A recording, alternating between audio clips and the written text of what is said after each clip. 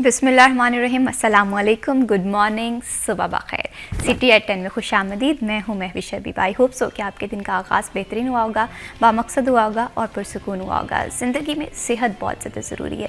हम देखते हैं कि जैसे ही मौसम बदलता है सर्दी की शिद्दत में इजाफ़ा होता है, जिसके असरात हमारी सेहत पर रूनुमा होना शुरू हो जाते हैं। सांस की बीमारी, दमा और यख बस्ता, ये जो हवाएँ हैं ये इंसान की सेहत को काफ़ी ज़्यादा मुतासिर कर रही होती हैं।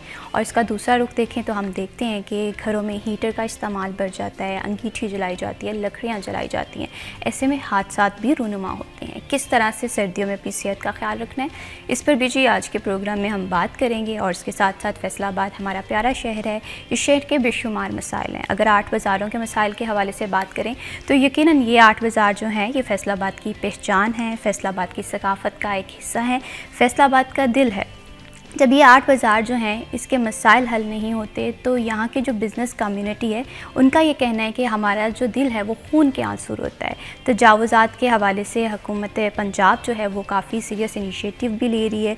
बिज़नेस कम्युनिटी इसमें किस हद तक हुकूमत का साथ दे रही है, गैप कहाँ पर दिखाई दे रहा है, इसके साथ साथ कौन कौन से 8 बाज़ारों के मसाइल हैं जो कि तरजीही बुनियादों पर हल होने हैं, इस पर भी जी हम बात करेंगे। मौसम बहुत ज़्यादा ज़रूरी है। जैसे मैंने कहा कि मौसम के असरात जो हैं वो हमारी सेहत पर रूनुमा होते हैं। एयर क्वालिटी इंडेक्स जो है वो फैसलाबाद का हम देखते हैं कि हमेशा से अलार्मिंग रहा है। जैसे जैसे हम सर्दियों की तरफ रवां दवाएँ, आज की क्या सूरत हाल होगी ये भी हम प्रोग्राम में शामिल करेंगे। आपकी सालगिरह हमारे लिए बड़ी इंपॉर्टेंट होती है, आपकी सेलिब्रेशंस में हम शामिल होना चाहते हैं, आपकी सालगिरह वाला सेगमेंट भी हम शामिल करेंगे। और इसके साथ साथ सब्जियों के भाव ताव हम देखते हैं रोज़ाना की बुनियाद पर कीमतों में रद्दोबदल जारी होता है। समटाइम हम मार्केट में जाते हैं, कीमतें कुछ और होती हैं और हमें अंदाज़ा नहीं होता, भाव ताव करते हुए बड़ी मुश्किलात का सामना करना पड़ता है। इसीलिए हम आज का भाव सेगमेंट पे तरतीब देते हैं। सोने की कीमत आज क्या रहेगी, सोना सस्ता है या महंगा है, इस पर भी जी बात करेंगे। तो देखते हैं सबसे पहले मौसम कैसा रहेगा हमारे टूरिस्ट वेदर के सेगमेंट में।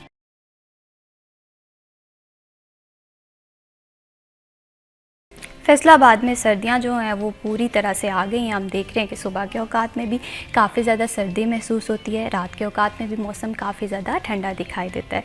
मरियम रज़ा हमारे साथ मौजूद हैं। जी मरियम, बताइएगा कि वेदर के हवाले से आज क्या अपडेट्स हैं? शहर फैसलाबाद के मौसम के हवाले से बात करें, मौसमियाती तब्दीलियाँ जो है वो जारी व सारी हैं। फैसलाबाद में सर्दी की शिद्दत ख़ास तौर पर सुबह और रात के औकात में महसूस की जाती हैं, जहाँ दर्जा हरारत के अंदर कमी भी हो जाती है और उसके साथ साथ जो स्मोग है वो भी बढ़ने लगती है। लेकिन दूसरी जानिब जो फोग है उसके अंदर इजाफा शहर फैसलाबाद में होते हुए देखा जाता है, जिसकी वजह से फैसलाबाद के बासी बीमार भी हो रहे हैं। अगर आज शहर फैसलाबाद के एयर क्वालिटी इंडेक्स के हवाले से बात करें तो 300 से तजावुज़ कर चुकी है और 303 पॉइंट रिकॉर्ड की गई है और दिन गुजरने के साथ इसके अंदर इजाफा जो है वो होता हुआ दिखाई देगा। लेकिन दर्जा हरारत के हवाले से अगर बात करें तो फैसलाबाद के अंदर कम से कम दर्जा हरारत 10 डिग्री सेंटीग्रेड रिकॉर्ड किया गया है और ज़्यादा से ज़्यादा 25 डिग्री रहने का इम्कान है। हवा में नमी का तनासुब 90% है, जबकि हवाएं 6 किलोमीटर फी घंटा की रफ्तार से चल रही हैं।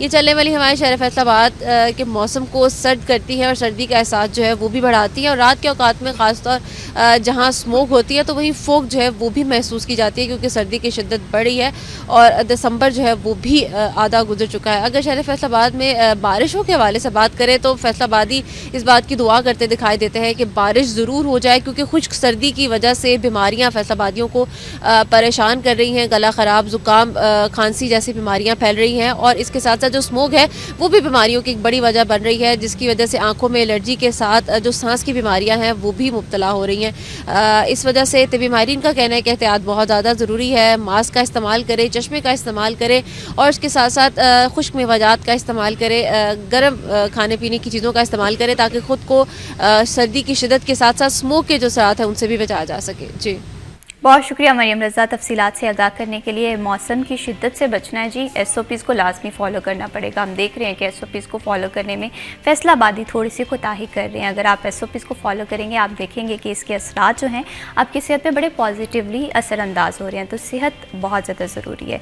और इसके साथ साथ दूसरा जो फैसलाबाद का अहम मसला है वो तजावुज़ात का मसला है। 8 बाज़ारों के मसाइल के हवाले से बात करें तो मैं हमेशा से कहती हूँ कि ये 8 बाज़ार जो हैं ये फैसलाबाद की पहचान है। फैसलाबाद में जब भी कोई भी फैसलाबाद का विज़िट करता है तो उसके सबसे पहला थाट जो आता है कि वो फैसलाबाद के 8 बाज़ारों को लाजमी विज़िट करना है।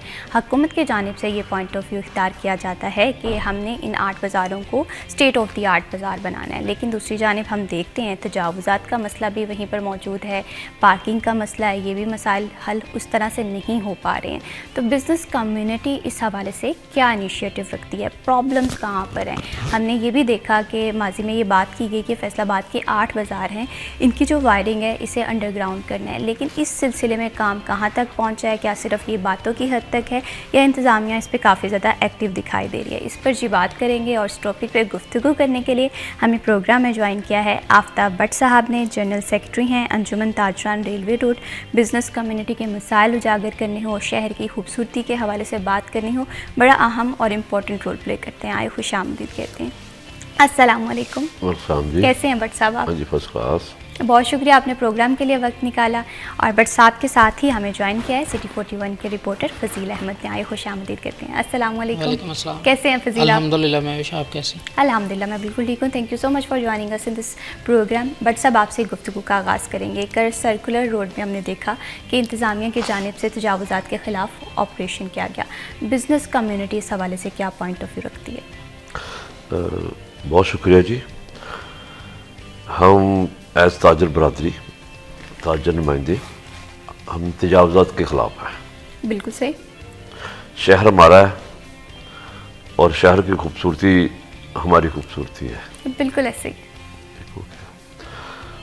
और शहर के नाम पे, खूबसूरती के नाम पे जो जालमाना इकदाम कल किया गया है सर्कल रोड पे तजावुज़ात के नाम पर, सही, वो बिल्कुल गलत किया गया है। अल्लाह ताला ने हमें फैसलाबाद में एक नायाब तोहफ़ा दिया है। पैरा फोर्स के जो सरबराह है गिलानी साहब, बिल्कुल सही, जिनकी कल हम बात सुन रहे थे कि ब्यूटिशियन हमने करनी है फैसलाबाद की और जो गाड़ियाँ खड़ी करने के लिए हम ये मार्केट को कराएंगे। अच्छा, सही।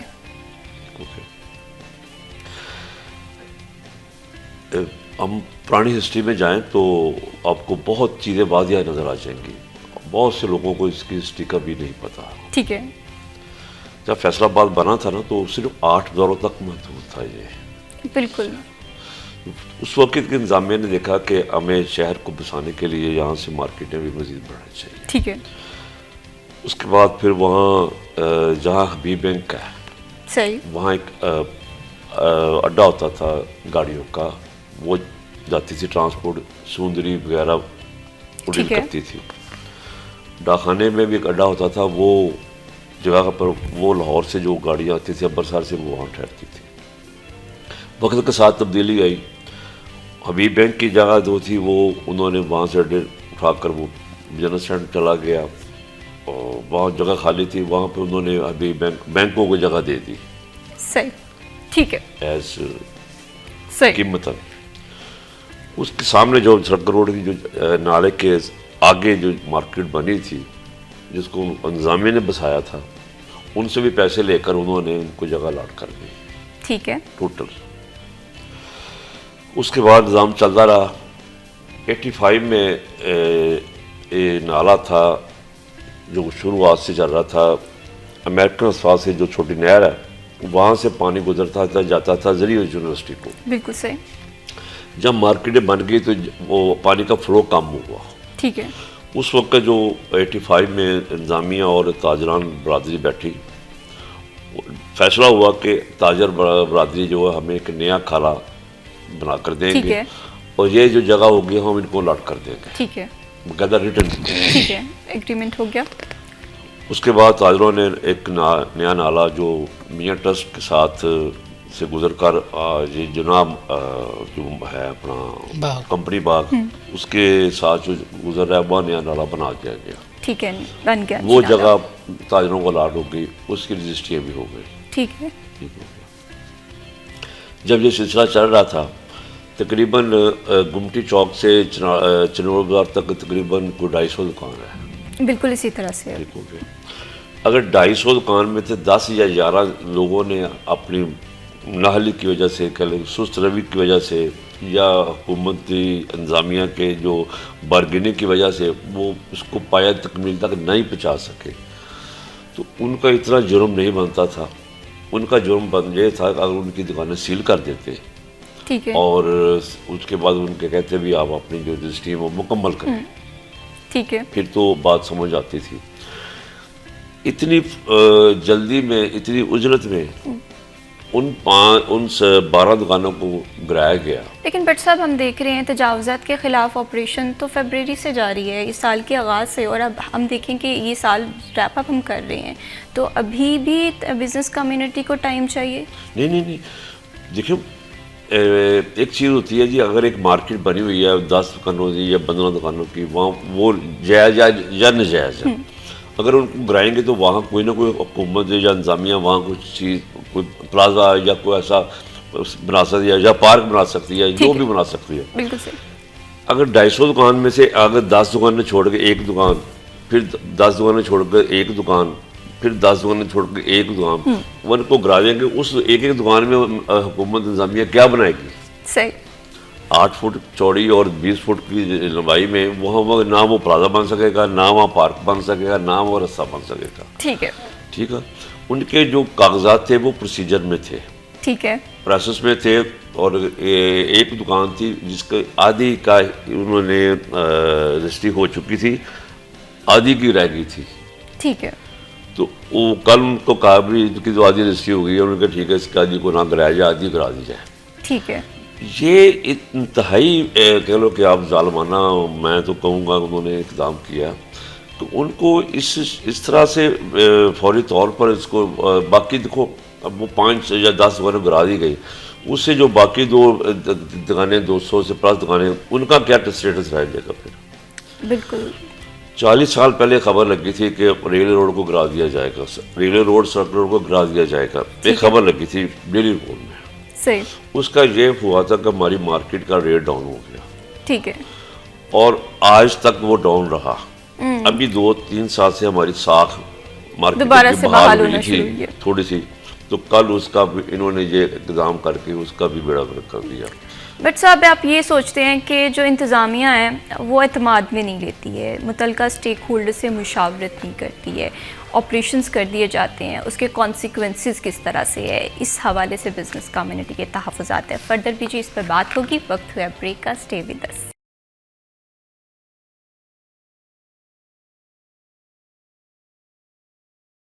Welcome back after the break. आप देख रहे हैं सिटी एट 10 और जी प्रोग्राम में हम बात कर रहे हैं हमारे शहर की पहचान 8 बाज़ार और इनके मसाइल के हवाले से।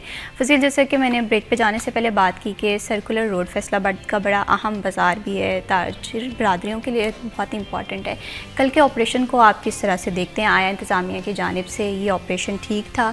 क्योंकि एक तरफ हम देख रहे हैं कि तजावुज़ात के ख़िलाफ़ कहा यह जा रहा है कि ज़ीरो टॉलरेंस होनी चाहिए, और दूसरी तरफ बिज़नेस कम्युनिटी के भी इस पर तहफ़्फ़ुज़ात हैं। आप किस नैरेटिव को सपोर्ट करते हैं? देखिए महविश, जो रेलवे रोड की आपने बात की है या फिर सर्कुलर रोड की बात की है, तो ये सारी दोनों रोड्स को मिलाकर ये बड़ी अहम मार्केट है। बिल्कुल।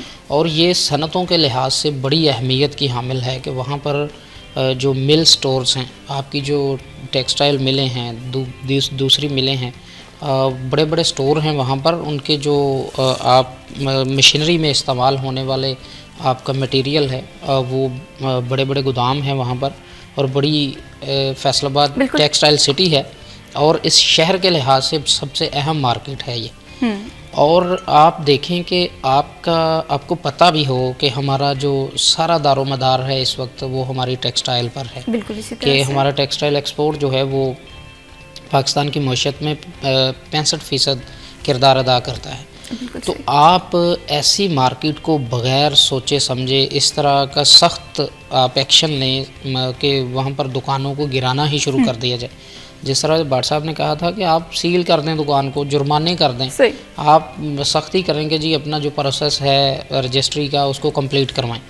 ऐसा नहीं है कि आप फौरी तौर पर दुकानों को गिराना शुरू कर दें। ठीक है। तो जो फिर रद्द-ए-अमल आया है ताजरों का, वो बहुत सख्त था कल का रद्द-ए-अमल। और मैंने वो देखा था कि वहाँ पर सिर्फ रेलवे रोड भाट साहब भी रिप्रेजेंट करते हैं रेलवे रोड को। वहाँ पर इस वक्त 2 तंजीमें हैं, ठीक है, और कल दोनों तंजीमें एक प्लेटफार्म पर थी, सही। क्योंकि इनका दर्द एक था। ठीक। आप इख्तलाफात आपस में जो भी होंगे, तो लेकिन चलिए दर्द ये एक था। इत्तेहाद है जिसके हवाले से हम अक्सर बात बिल्कुल। करते हैं कि अब मैं बिजनेस उसी कम्युनिटी बात में- पर आने लगा हूँ कि वो ऑपरेशन जो है वो मैं ये समझता हूँ कि इस तरह नहीं होना चाहिए। इंतज़ामिया ने जिस तरह ये आज 2 बजे की घंटाघर की कॉल थी, जब इंतज़ामिया ने देखा कि ये तो तीनों बड़े ग्रुप्स जो हैं वो ख़ुद मिल बैठने लगे हैं, हमने हमेशा कोशिश की है कि इनको तकसीम करके रखा जाए, तो क्यों ना इनको पहले हम बुला लें। 11 बजे भट्ट साहब बता रहे हैं कि इंतज़ामिया ने बुला लिया है। तो मैं तो हमेशा ये कहता हूँ, भट्ट साहब सामने बैठे हैं, कि इंतज़ामिया की कोशिश रहती है कि अगर असलम बल्ली ग्रुप है तो उसको अलग से बुलाकर उसको सिक्का ग्रुप के ख़िलाफ़, अमीन भट्ट ग्रुप के ख़िलाफ़ जो है वो कहा जाए कि हम आपको बहुत ज़्यादा इम्पोर्टेंस देते हैं, उनकी इतनी कोई बात नहीं, आपकी तंजीम बड़ी है।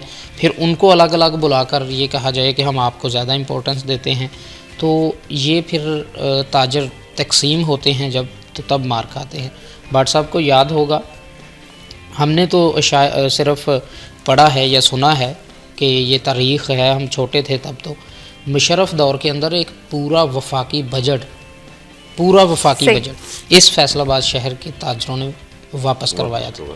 इतनी पावर थी कि तब एक थे ताजर, उन्होंने उस वफाकी बजट के ख़िलाफ़ वो एहतजाज किए, आवाज़ उठाई, हड़तालें की, तो वो इतना सख्त रद्द-ए-अमल गया था कि बजट पूरा वापस लेना पड़ा था। मैं बिल्कुल भी तजावुज़ात के नहीं कहता कि होने चाहिए, मैं तो ख़ुद बड़ा ख़िलाफ़ हूँ। मैं जब बाज़ारों में जाता हूँ तो देखकर मुझे गुस्सा आता है कि लोग जब अपनी हद पार करते हैं तो उनके ख़िलाफ़ बिल्कुल एक्शन होना चाहिए, लेकिन आप ये नहीं बनता कि आप अगले की दुकान के अंदर घुस जाएं और उसकी दुकान को तोड़ने लग जाएं। ठीक है, इसका मतलब है कि कोई आप नोटिस वगैरह दिया गया था? व्हाट्सएप को नोटिस दिए गए थे? नहीं, कोई नोटिस नहीं सर, बगैर नोटिस के। देखिए महविश, अगर आप एक दुकान गिरा रहे हैं ना, ये इस तरह की मार्केट के अंदर, वहाँ पर 4 से 5 मुलाजम होते हैं, वो एक दुकान गिरेगी, उस दुकान के मालिक का तो रोज़गार गया ही गया, उसके साथ जुड़े 5 ख़ानदान जो हैं वो भी बेरोज़गार हो गए। अगर आप वो 400-500 दुकान सर्कुलर रोड, रेलवे रोड को मिलाकर बनती है, वो 500 दुकान गिराएंगे तो इसका मतलब ये है कि आप 4000 लोगों का रोज़गार छीन रहे हैं। कई लोगों के घरों तो पहले ही यहाँ पर महंगाई इस कदर है कि लोगों का 2 वक्त का खाना जो है वो मुश्किल हुआ पड़ा है, आपकी कारोबारी हालात जो हैं वो उस कदर नहीं रहे, तो आप क्या करना चाह रहे हैं? ये गवर्नमेंट की कि मैं, आप या कोई भी आम शहरी है वो तजावुज़ात को सपोर्ट नहीं करता, लेकिन अक्सर तहफ़्फ़ुज़ात या सवालात वहाँ पर उठते हैं कि जो तरीक़ाकार है वो गलत है। अब देखें, भट्ट साहब ही कह रहे हैं कि कोई नोटिस नहीं दिया गया, तो ये तो कोई तरीका नहीं कि आप बग़ैर नोटिस के अगले की दुकान गिरा दें। मैं कल जब गुज़र रहा था तो वहाँ पर टायरों वाली दुकानों से टायर निकाल कर बाहर रखे गए थे, रोड को दोनों तरफ से बंद करके मशीनरी चलाई जा रही थी और सीधा दुकानों को ही गिराना शुरू कर दिया गया था। मतलब आप जुर्माना कर दें, सील कर दें, अगले को इतना नुकसान तो ना करें कि कुछ 6 माह भी उसकी, अगर दोबारा आप यहाँ पर ऐसा ही तो हालात हैं कि बाद में वो जब पेश होंगे तो कहा जाएगा ओहो अच्छा ठीक है आप रजिस्ट्री करवा लें, बना लें दुकान। 6 माह लग जाएंगे दुकान बनाते, वो जो मुलाजम हैं वो 6 माह क्या करेंगे, उनका घर का चूल्हा कैसे चलेगा? बिल्कुल इसी तरह से है। बट साहब, इससे पहले कोई वर्बल वार्निंग्स भी इंतज़ामिया की जानिब से दी गई थी, चले रिटन नोटिस तो दूर की बात है, कभी कोई ऐसा माइंड में था कि इस तरह का ऑपरेशन इतनी जल्दी हो जाएगा? 2020 को यहाँ फैसलाबाद में मैंने आपको कहा था कि अयूब बुखारी एसी सिटी थे, तो उस वक्त एक गुज्जर नाला कराची में बड़ा वाक़ा हुआ था, वहाँ पे पानी की वजह से, बिल्डिंग के बहाव की वजह से काफ़ी नुकसान हुआ था। तो सुप्रीम कोर्ट ने नोटिस लिया कि नालों के पर जो तजावुज़ात थे वो ख़त्म की जाए। ठीक है, उस हवाले से उस हवाले से फिर वो वहाँ उस वक्त का जो एसी अयूब बुखारी साहब थे, उन्होंने रात हमें बुलाया कि आप के जो पीछे नाला है जी, इस पर जो तजावुज़ात हैं हम इसको कराना चाहते हैं। ठीक है, ये 2020 की बात कर रहे हैं, 20 की बात है। हमने उनको कहा नहीं भी हम जो हमारी दुकानें जो रजिस्ट्री वाली हैं, ठीक है, अब वो हमें रजिस्ट्री दे चुकी। उन्होंने कहा जी आप हम रजिस्ट्री चेक करवा दें। उन्होंने हमें 2 दिन का टाइम दिया। हम 2 दिन बाद अपनी दुकानों की, रेलवे रोड की, सर्कल रोड की, तकरीबन 10-12 रजिस्ट्री हैं, ठीक है। लेकर गए, उन्होंने हमारी रसीद चेक की और उन्होंने कहा ये तो आपकी तो रेवन्यू बोर्ड की रसीद हुई है, इसको तो हम हाथ भी नहीं लगा सकते, ठीक है। लेकिन फिर मैं इनको चेक करवाऊँगा। सही। उन्होंने हमारी वो तकरीबन 5 या 6 रजिस्ट्रियाँ लाहौर रेवन्यू बोर्ड में भेजी ठीक है। गई कि इनको चेक किया जाए। ठीक है। उसकी रिपोर्ट आज तक नहीं मिली। ठीक है। ठीक है, उस वक्त ये एक्शन नहीं हुआ। सही। इससे पीछे चले जाए, जब फैसलाबाद बढ़ रहा था तो तजावजात के नाम पर एक ब्रिगेडियर यूनुस फैसलाबाद में आया था मार्शल लॉ के दौर में। ठीक है। उसने बहुत सी मार्केटिंग कराई थी, बड़ी बड़ी मार्केटें जो नजायज़ थी, जो कारपोरेशन की जगह पर थी, ठीक है। टिकट के नाम पे। जैसे कि सुमरी रोड पूरा कराया गया था नहर की साइड पे, जैसे कि रेलवे स्टेशन से लेकर अब्दुल्ला पुल तक एक पूरी मार्केट थी, ठीक है। वो कराई गई थी। हमारे हलाल अमर रोड पे सरोदा रोड के जो रेलवे रोड पे गुमटी चौक से जाती है सड़क हमारी साइड पर, वहाँ भी पूरी मार्केट कराई गई थी। रेल बाजार के आगे कैसर गेट के आगे बड़ी 2 दुकानें थी, वो गिराई गई थी। बिल्कुल सही। लेकिन उसने रजिस्ट्री वाली जगह को नहीं छेड़ा था। सही। ठीक है। उसके बाद नसीम सादिक साहब ने इसमें इजाफा किया शहर को खूबसूरत बनाने के लिए। उसने भी वो जो जगह नजायज़ थी, जिसकी रजिस्ट्री या जिसकी कोई ऐसी चीज़ नहीं थी, उसको उसने उठाया था। ठीक है। लेकिन उसने रजिस्ट्री वाली जगह को नहीं गिराया। ठीक है। ये पहला वाक़या हुआ है इस जो हमारी जो इस वक्त इत्ज़ालमाना, मैं उसको कहूँगा इंतहाई जो जुल्म करने वाली इंतज़ामिया इस वक्त मौजूद है। सही। बट सब जैसे भी आप बता रहे हैं आपकी 11 बजे मीटिंग है, आप जाएंगे, क्या पॉइंट ऑफ व्यू रखेंगे? यही हमारा पॉइंट होगा कि अगर खुदा क्या के किया बंदों जाए अब? कि देखो, अब अगर हमारी दुकानें तकरीबन 125 दुकानें हमारी साइड पे हैं, तकरीबन 200 से प्लस दुकानें आगे हैं, तकरीबन 300-350 दुकानें बनती हैं, उनमें से अगर 10 दुकानें आप गिरा देंगे तो बाकी दुकानों का स्टेटस क्या रह जाएगा? वहाँ कोई इन्वेस्टर आएगा? कभी भी नहीं आएगा। 40 साल तो हमें अपनी साख को बहाल करते हुए हमने अपना वक्त गुजार दिया। अल्लाह अल्लाह करके हमारी साख बहाल हुई थी, हमारे रेट्स वहाँ बढ़े थे, तो इस एक्शन से तो फिर हम 50 साल फिर पीछे चल गए। सही। और बिज़नेस कम्युनिटी के हवाले से तो ये बात होती है कि फैसलाबाद में जितना भी टैक्स कलेक्शन होती है, बिज़नेस कम्युनिटी बड़ा अहम रोल प्ले करती है। बट सब इसके हवाले से लाहे अमल क्या होना चाहिए? क्योंकि तजावुज़ात के ख़िलाफ़ ऑपरेशन ये मेरी आपकी हर उस शख्स की लड़ाई है जो कि चाहता है कि फैसलाबाद में तजावुज़ात का मसला हल होना चाहिए। हम बिल्कुल जैसे वज़ीर ने कहा है कि तजावुज़ात वो होती है अगर हमने अपने शॉप के आगे थड़े बना दिए या उसको आगे कर लिया, वो तो बिल्कुल नाजायज़ है, उसको तोड़ना चाहिए। ठीक है। वो तो होती है। अगर एक दुकान की उसकी रजिस्ट्री मुकम्मल नहीं हो सकी, किसी वजह से नहीं हो सकी, चलो मान लेते हैं कि उसमें हमारे ताजर भाई की कमज़ोरी होगी, लेकिन उसका इतना तो रेक्ट नहीं होना चाहिए उसकी दुकानें गिरा दी जाए। ये तो कहा किसी कानून में नहीं लिखा ना। सही। आप चाहते थे कि वक्त दिया जाता? नहीं, वक्त वो उनको वो दुकान सील कर देते, उनको नोटिस दे भी आपकी दुकान जो बंद कर दी हमने, आप अपना रजिस्ट्री प्रोसीजर मुकम्मल करेंगे, फिर आपका खोल देंगे। ये तो सजा बनती थी, ये भी बड़ी सजा थी, लेकिन फिर भी बनती थी। इससे कारोबार बड़ा मुतासिर तोड़ना तो जालमाना। शहर के नाम के ब्यूटिशियन के नाम पर इतनी बड़ी मार्केट को गिराना, मेरा कहते हैं वो जो पैरा फोर्स के जो हमारे अल्लाह ताला ने हमें तोहफा दिया है फैसलाबाद में, मैं तो कल उसकी बात सुन के इतना परेशान हुआ था। फिर हमने कल स्ट्राइक की है और हमारी जो स्ट्राइक है वो पंजाब हुकूमत तक उसकी आवाज़ गई है। बिल्कुल। देखिए, जब एक आवाज़ होती है, एक पेज पे होती है, तो आवाज़ ज़रूर रखी जाती है। फजील आप कुछ कह रहे थे? मैं ये कह रहा था कि पंजाब पूरे में मरियम नवाज़ सीएम साहिबा जो हैं उन्होंने ऑपरेशन का ये टास्क दिए हैं तमाम इंतज़ामिया को, लेकिन मैं ये समझता हूँ कि शायद फैसलाबाद शहर में सबसे ज़्यादा सख्ती की जा रही है। भट्ट साहब, दूसरे शहरों में भी आपकी जो तंजीम है सुप्रीम अंजुमन ताजरान, वो इल्हाक है पूरे पाकिस्तान के साथ, उनका दूसरे शहरों से भी राब्ते होते होंगे, तो जितनी सख्ती फैसलाबाद में है इतनी सख्ती मैं नहीं समझता कि किसी और शहर में है। तो इसकी अब वजह भट्ट साहब ताजर सियासत में भी हैं, ये पाकिस्तान पीपल्स पार्टी के बड़े पुराने रहनुमा हैं और बड़े जियाले सादा अल्फाज में अगर कहें तो। भट्ट साहब, क्या ये आपको नहीं लगता कि जिस तरह से जनरल इलेक्शन के अंदर नून लीग को आवाम ने वोट नहीं दिया तो ये शायद सज़ा मिल रही है, क्या समझते हैं? ये फजील, आपने बड़ा खूबसूरत सा क्वेश्चन किया है जिस पे तमाम लोग इस पॉइंट ऑफ व्यू जानना चाहते हैं कि भट्ट साहब इस पे क्या मौक़िफ़ रखते हैं, लेकिन उसके लिए थोड़ा सा इंतज़ार करना पड़ेगा। वक्त है जी ब्रेक का, स्टे विद अस।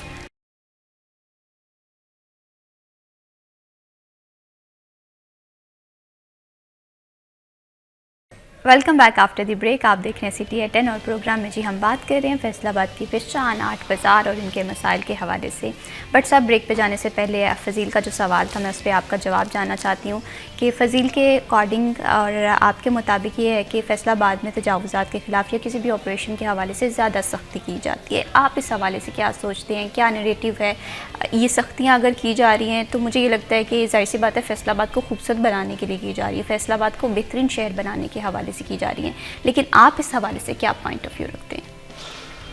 देखिए जी, फैसलाबाद हमारा शहर है, ये अगर खूबसूरत होगा तो मैंने पहले कहा कि हम भी खूबसूरत होंगे, लोग देखने आएंगे हमारा शहर है, लेकिन खूबसूरती के नाम पर ये जालमाना जो इक़दाम किए जा रहे हैं ये गलत किए जा रहे हैं। उसको तो बजाय खूबसूरत करने के जो उसको और बदसूरत करेंगे। इतनी बड़ी एक पार्किंग के नाम पर वो कल उन्होंने बात की है कि जी हम गाड़ियाँ यहाँ खड़ी करनी है। अल्लाह के बंदे, अगर गाड़ी खड़ी कर तो पार्किंग प्लाजा जो ज़ेर तमीर है उसको तमीर करवा दो, और एक दो प्लाजे बना दो। वो बनाने के बजाय आप दुकानों को गिराने शुरू कर दिया आपने। जब किसी फैसलाबाद में हमारे डीसी साहब आए हुए हैं और ये जो नया तोहफा मिलर ने दिया है पैरा फोर्स के नाम पर, इन्होंने तो हद कर दिया है। इतना वो किसी की बात सुनते नहीं है। जो उनके पास कानून आइन की तो वो बात उनके पास है ही नहीं ना। सिर्फ डंडा दिया हुआ है मरीम नवाज़ के नाम के, वो लोगों को हरासा कर रहे हैं कि मरीम फैसला पंजाब की माँ है और माँ जो है और बच्चों को डंडे से ठीक करना शुरू कर दिया है उसने। ये गलत कार्य है। मैं तो बिल्कुल इस सियासी बात करूँगा कि मरीम नवाज़ अपने चचा की हुकूमत को गिराना चाहती है। अच्छा, नो डाउट, सही, बिल्कुल उसको गिराना चाहती है। इसके लिए उसने पहला इक़दाम पीपल्स पार्टी के ख़िलाफ़ बयान देकर किया, और दूसरा जो ये पंजाब में जो ऐसे जो कार्रवाई करवा रही है खूबसूरती के नाम पर, लोगों को बेरोज़गार कर रही है, लोगों को जो अभी अर्ली इलेक्शन हुए हैं, मैं इसका जवाब देता हूँ। अभी जो इलेक्शन हुए हैं, ज़िमनी इलेक्शन हुए हैं, उसमें लोगों ने वो जोशो खरोश से बिल्कुल नहीं था। उसकी वजह यह है कि लोगों को पता है कि ये कहाँ वोटिंग होती है, कहाँ को नुमाइंदे बनते हैं, ठीक है। तो इसलिए नून लीग को भी पता है कि हमें वोटरों की ज़रूरत नहीं है, हमें तो जिसने बनवाना है तो उसने पीछे बैठ कर बनवा देना है। तो इसलिए उन्हें आवाम की तो ज़रूरत नहीं है।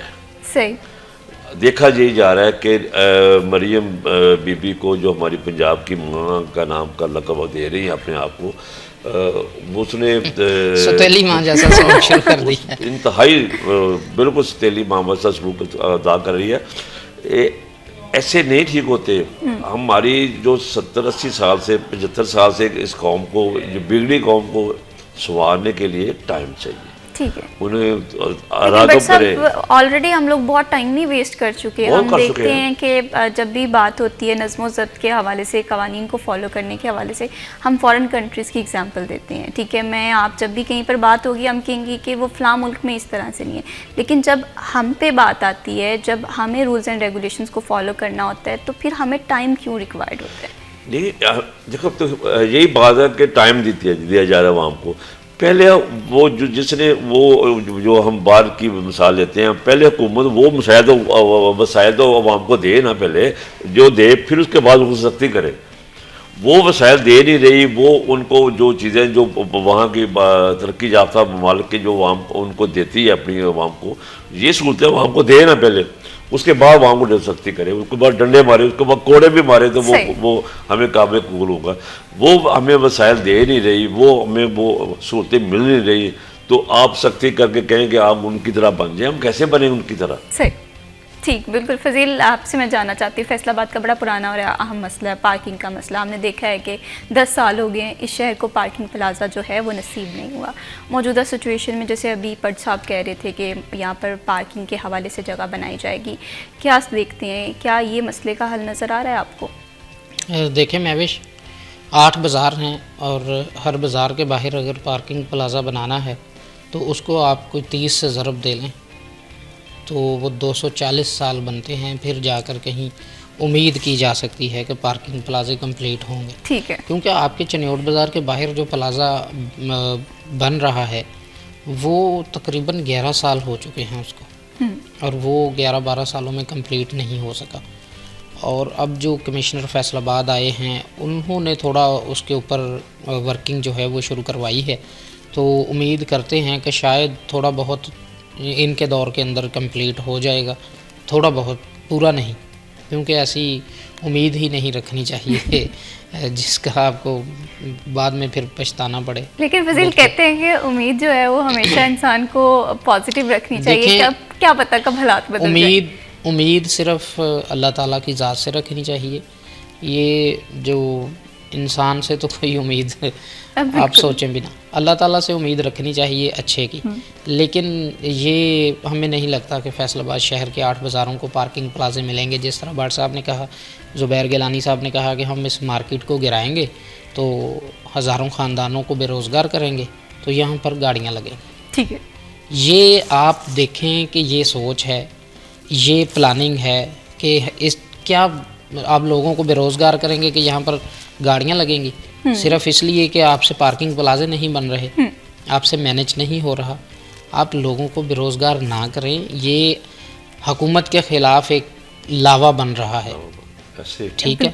और ये फिर हुकूमत के लिए मुश्किलात पेश होंगी, उनको पेश आएंगी मुश्किलात कि लोग जब बेरोज़गार होंगे तो उनको देखें, सबको अपने पेट से, अपने बच्चों के पेट से बिल्कुल होता इसी है। तरह से अगर वो खुशहाल हैं तो आपको वो कहेंगे कि अच्छा है, अगर वो खुशहाल नहीं होंगे तो वो फिर अच्छा नहीं होगा। पंजाबी की एक मिसाल है कि ढेड़ तो गोडे जड़े उगा नहीं होंगे। बिल्कुल ऐसे ही है। तो पंजाब की जो वज़ीर आला हैं उनको सोचना चाहिए कि ये आवाम जो है वो उनको खुश किस तरह से रखना है, क्योंकि अगर आपने सियासत करनी है, सियासत में रहना है, हुकूमत करनी है, लेकिन फिर तो यहाँ पर एक ये भी पॉइंट ऑफ व्यू तो सामने आता है ना, आवाम तो चाहती है हेलमेट ना पहना जाए, आवाम तो चाहती है कवानीन को फॉलो नहीं, जो ना किया ये जाए। चाहते हैं, तो तस्वीर के दो रुख भी होते हैं। जो चाहते हैं कि हेलमेट ना पहना जाए उनके खिलाफ कार्रवाई होनी चाहिए। देखें, हेलमेट जो है वो हमारी सेफ्टी के लिए है। हम जब 200 रुपये चलान था तो हम कहते थे कोई बात नहीं, 200 का हो जाए। अब 2000 का चलान हेलमेट का अगर किया गया है तो मैं ये समझता हूँ कि इसमें होना ये चाहिए था कि हम हेलमेट ख़रीदते नहीं थे 1500-2000 का, कि कोई नहीं 200 का चलान है। होना ये चाहिए था, अगर प्लानिंग, अच्छी प्लानिंग किसको कहते हैं, 2000 रुपये वहीं पर जुर्माना होता, वहीं पर एक स्टैंड होता जिस पे हेलमेट पड़े होते, वो 2000 लेकर आप उसको हेलमेट दे देते। ठीक है। ये आपके ख्याल में भी अच्छी चीज़ नहीं थी, लेकिन जो हेलमेट नहीं पहनते, जो वन वे की खिलाफ वर्जी करते हैं, सिग्नल्स तोड़ते हैं, उनके खिलाफ बिल्कुल कार्रवाई होनी चाहिए। ये हमारी सेफ्टी के लिए कानून है। लेकिन इस चीज़ के नाम पर आप फिर वो इस हद तक चले जाएं कि FIRs दें और ज़्यादा सख्ती करें, तो वो फिर आपके ख़िलाफ़ जाती हैं चीज़ें। सही। अगर देखें, मैं अपने घर के अंदर अपने बच्चों के ऊपर थोड़ी सी सख्ती करूँगा ना कि आपने इस टाइम के बाद घर से नहीं निकलना, तो वो अगर मैं उनको प्यार से कहूँगा, उनको समझाऊँगा, उनको बताऊँगा कि इसका नुकसानात क्या है, शायद समझ जाएं। अगर मैं एक दिन मना करके आऊँ, वो निकल जाएं, अगले दिन मैं उनको थप्पड़ मारूंगा तो वो कहेंगे बस ठीक है, यही था ना, आप कर लें, फिर यूज्ड टू हो जाते हैं हम लोग। फिर जिस तरह हर से चीज़ बात का एक तरीकाकार होता है। और ये जो ट्रैफिक कवानीन हैं, इनके हवाले से मैं बिल्कुल नहीं कहता कि ये गलत है। ये बात हम अक्सर बात ये करते हैं, मैं, आप या हर इंसान जो सोसाइटी में रहता है, कि गैप मौजूद है। इस गैप को जितनी जल्दी हम फिल करेंगे, हम देखेंगे कि हमारे इदारे भी तरक्की कर रहे हैं, सोसाइटी भी प्रोग्रेसिव हो रही है। वक्त हुआ जी ब्रेक का, stay with us.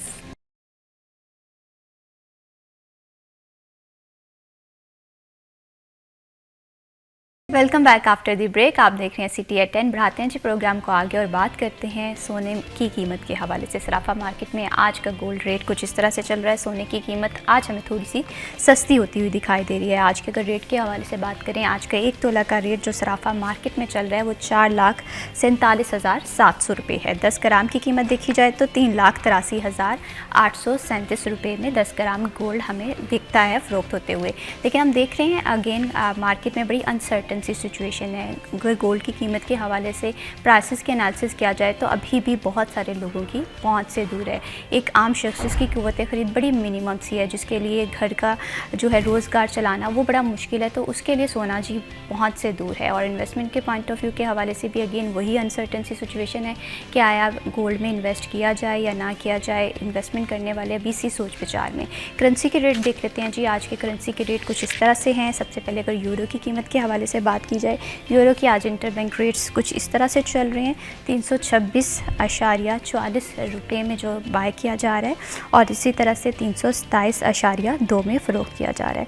Saudi riyal की कीमत कुछ इस तरह से है। 74.88 में बाय किया जा रहा है और 74.82 में फ़रोख्त किया जा रहा है। यूएई दिरहम की कीमत देखें, 74.33 में फ़रोख्त बाय किया जा रहा है और 74.47 में फ़रोख्त किया जा रहा है।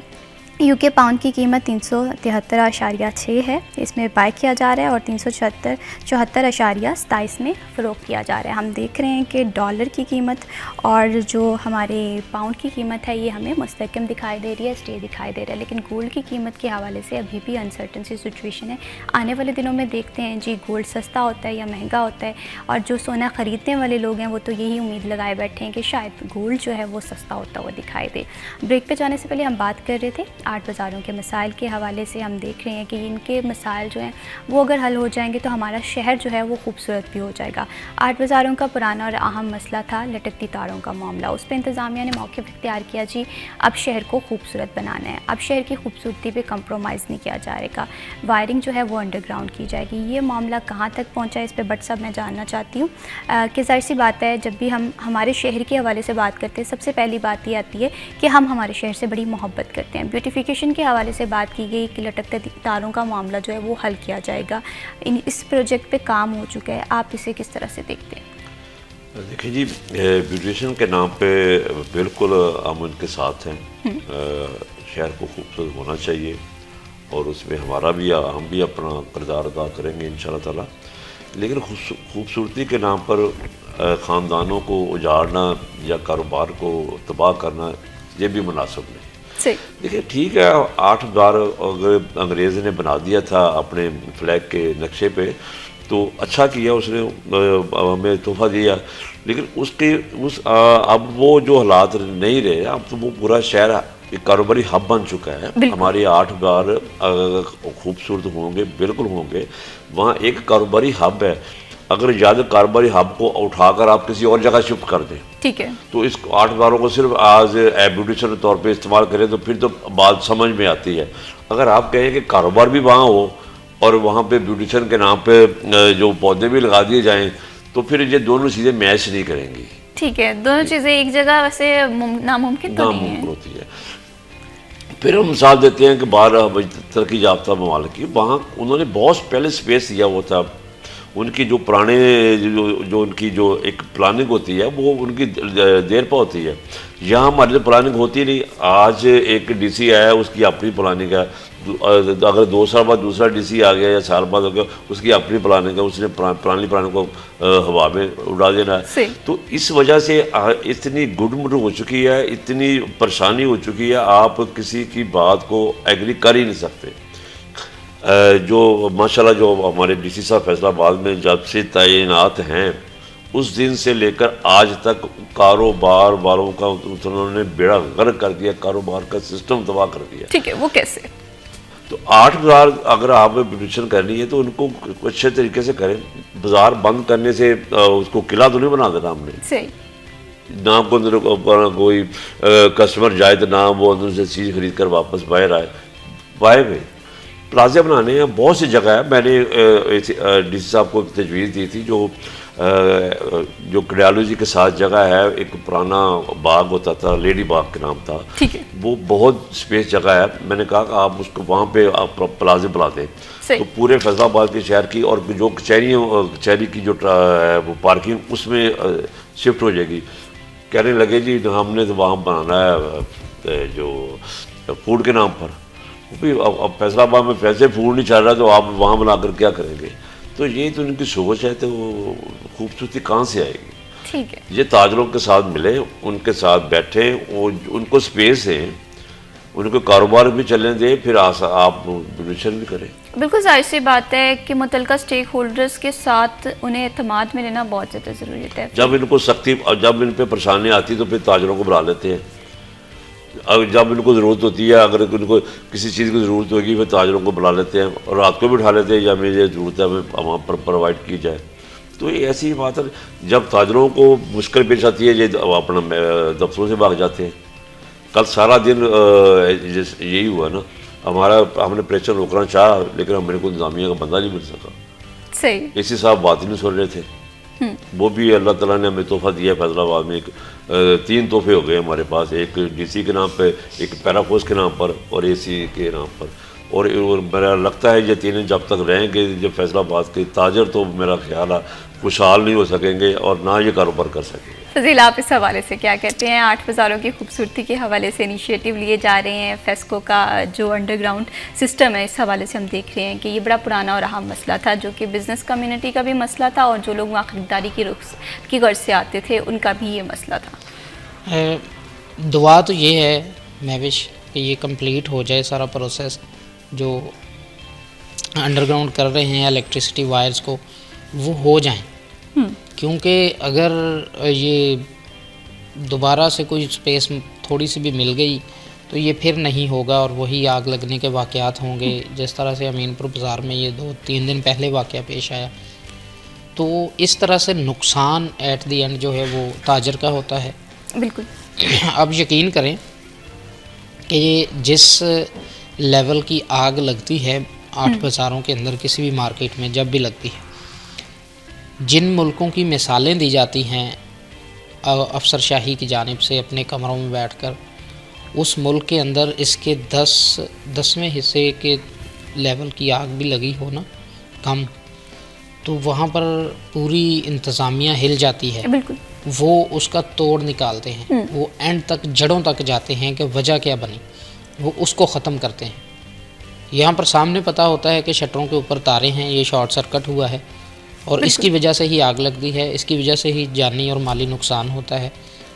आप बस उसको एक हुक्मनामा जारी करते हैं कि इसको ठीक कर देंगे। सही। उसके बाद 10 साल गुजर जाते हैं और उन 10 सालों में 25 वाक़यात हो जाते हैं आग लगने के। बिल्कुल। कोई पूछने वाला नहीं। जी, इसमें मैं आपको ऐड करना चाह रहा हूँ, आपने शटर की बात की है। हर बंदे को नज़र आ रहा है कि जब शटर के ऊपर हमारे, क्योंकि एसी का हम इस्तेमाल करते हैं गर्मी को, एसी की जो गर्माइश होती है उससे जो तारें होती हैं वो पिघल जाती हैं। बिल्कुल। उसकी वजह से भी ये शॉर्ट सर्किट का इशू आ रहा है। सबसे पहले जो एसी के ऑर्डर हैं उनको आगे पीछे किया। बिल्कुल। बट सब ये जो सिस्टम है ना, ये पूरे सिस्टम पे एक सवालिया निशान था कि जो खस्ता हाली थी वायरिंग की, और अब ये मामला अंडरग्राउंड वायरिंग की सूरत में हल होता हुआ दिखाई दे रहा है। उम्मीद ये की जा रही है जी कि ये मसला जो है अहम मसला है, दरीना मसला है, जल्द से जल्द हल हो, ताकि फ्यूचर में ऐसे कोई आफत या ऐसे कोई हादसा रूनुमा ना हो। बहुत शुक्रिया फसील अहमद प्रोग्राम में वक्त देने के लिए। बहुत शुक्रिया भट्ट साहब for joining us in this programme. 8 बाज़ार फैसलाबाद की पहचान भी हैं, लेकिन बिज़नेस कम्युनिटी की तहफ़्फ़ुज़ात अपनी जगह, इंतज़ामिया की कार्रवाई अपनी जगह, लेकिन जो एक गैप है कम्युनिकेशन, वो एक प्रॉब्लम सिचुएशन जो है बना रहा है। देखते हैं इस हवाले से फर्दर क्या फीडबैक आते हैं। वक्त हुआ जी ब्रेक का, स्टे विद अस।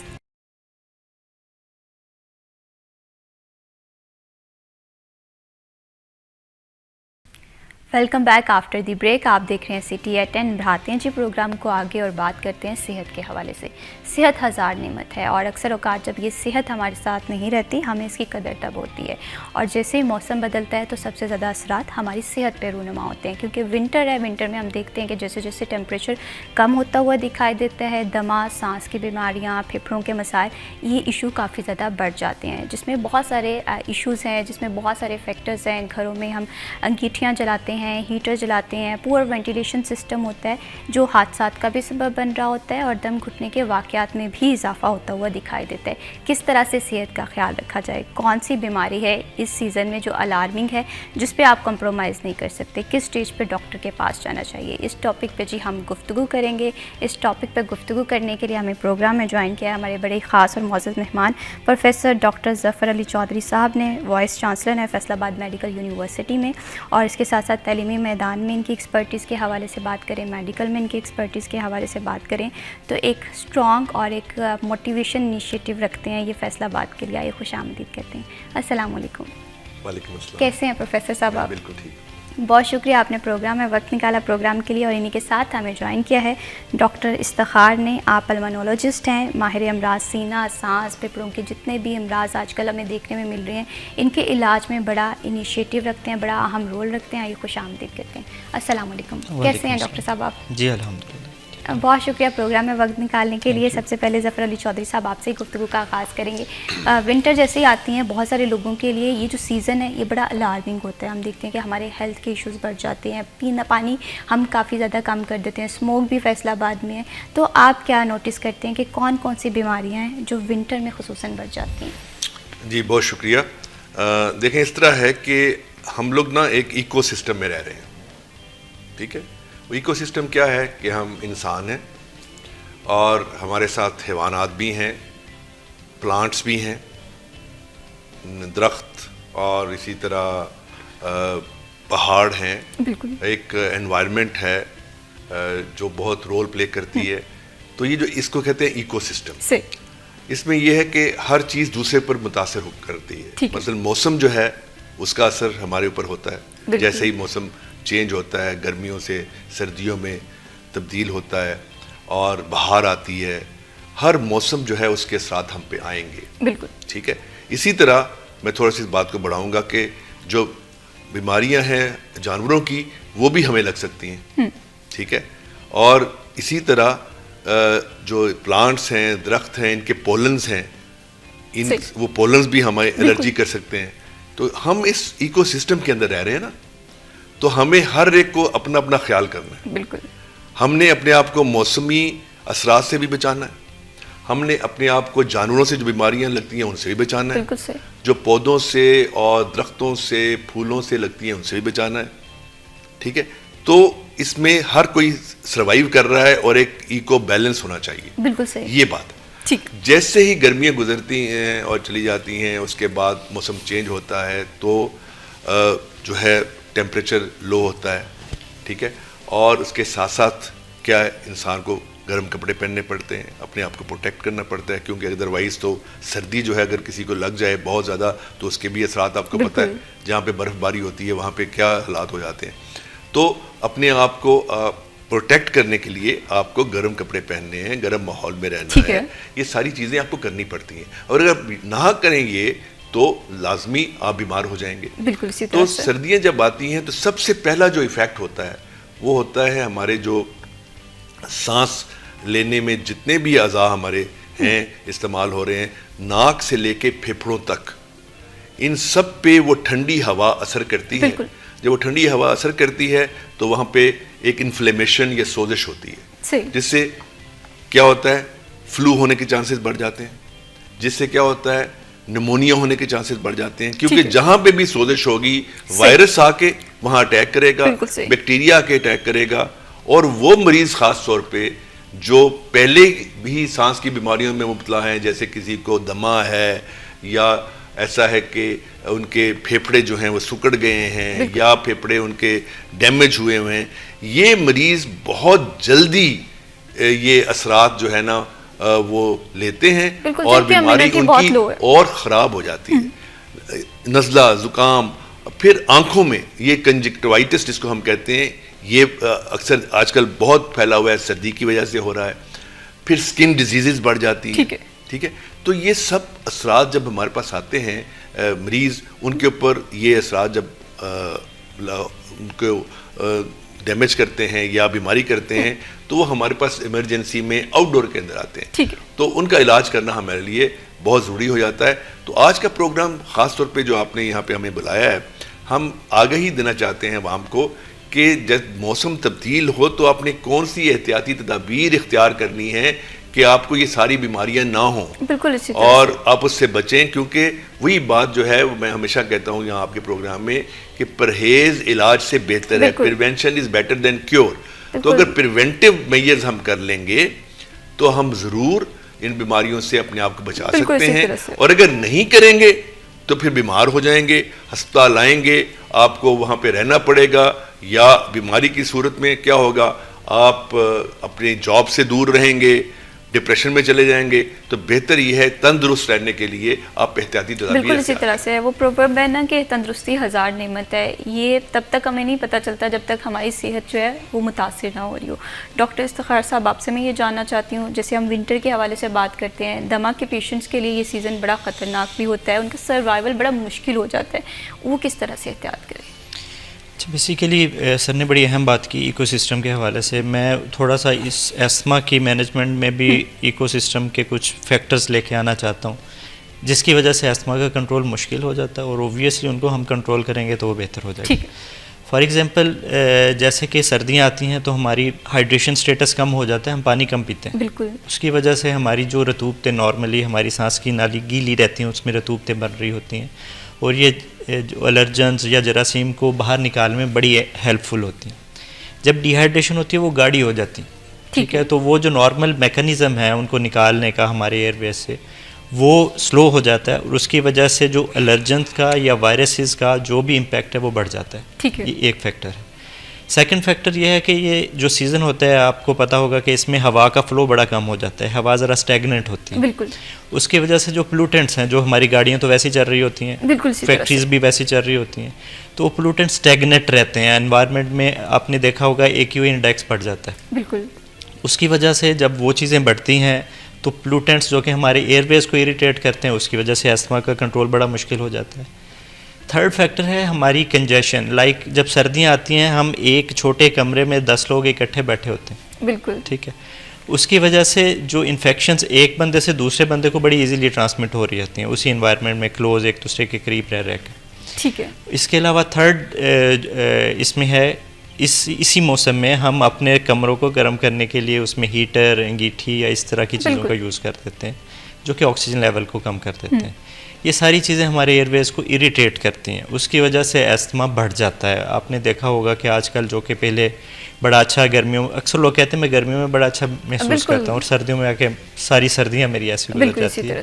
उसकी रीज़न यही है कि ये फैक्टर्स जो हैं, जो कि अभी मैंने बताया, डिहाइड्रेशन का, हमारे एनवायरनमेंट में AQI इंडेक्स बढ़ जाता है, पोलन्स बढ़ जाते हैं, और हम क्लोज एनवायरनमेंट में रह रहे होते हैं, इसकी वजह से एस्थमा का कंट्रोल बड़ा मुतासर होता है। बिल्कुल इसी तरह से। और हमने देखा होगा कि डिहाइड्रेशन का मामला इस कदर डॉक्टर ज़फ़र चौधरी साहब बढ़ जाता है कि हम लोग पानी नहीं पी रहे होते।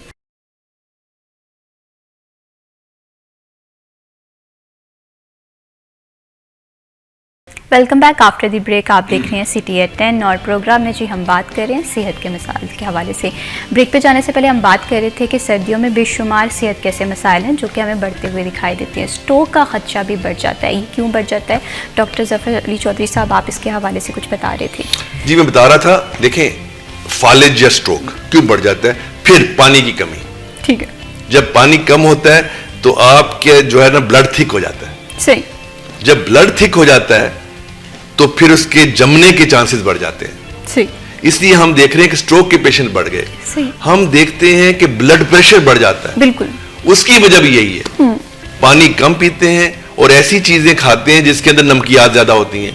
तो हमारे पास पेशेंट आ रहे हैं हाई ब्लड प्रेशर के साथ। इस मौसम के अंदर हार्ट अटैक का भी जो है रेट बढ़ जाता है। फिर वही बात, ब्लड थिक हो जाता है। एक बात, सर्दी लगती है इस मौसम के अंदर, अगर आपने गर्म कपड़े नहीं पहनने तो उसकी वजह से भी जो वैसोकंस्ट्रिक्शन है वो बढ़ जाती है, क्योंकि जब सर्दी होती है तो जो आपकी शरियानें हैं वो सुकड़ती हैं, तंग होती हैं। जब शरियानें सुकड़ती हैं तो दिल पे असर हो जाता है।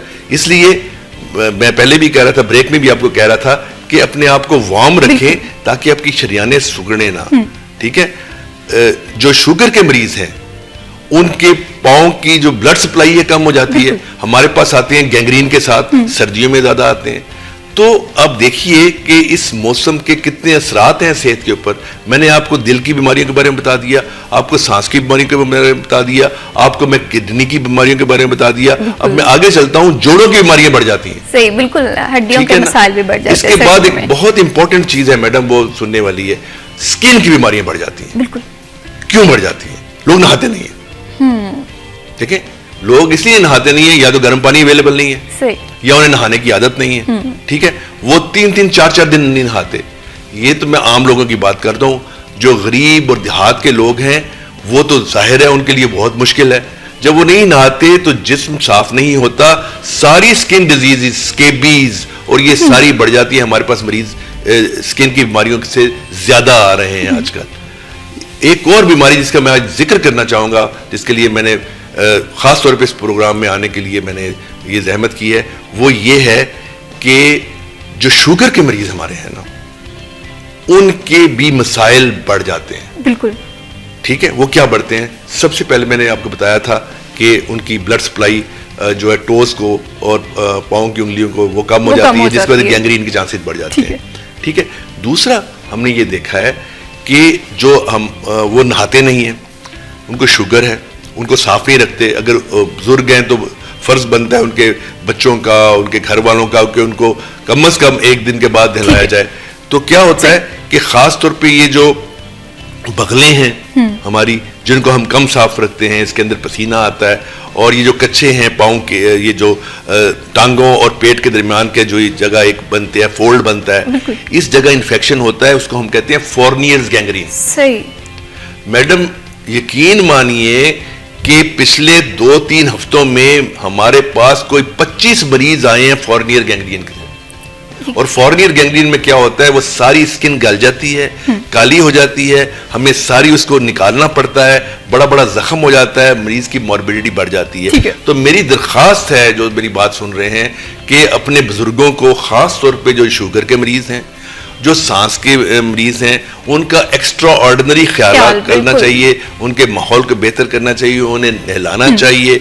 ठीक है, और एक और बात बताऊं आपको जो बहुत इंपॉर्टेंट है, और हम देख रहे हैं कि वो भी मरीज हमारे पास बढ़ रहे हैं, वो फिर दोबारा शुगर के वो मरीज हैं जिनके जो पाँव हैं उनके अंदर वो सेंसेशंस कम हो गई हैं, क्योंकि शुगर जो है ना इफेक्ट करती है आपके सेंसरी सिस्टम को, और आपका पाँव सुन्न हो जाता है।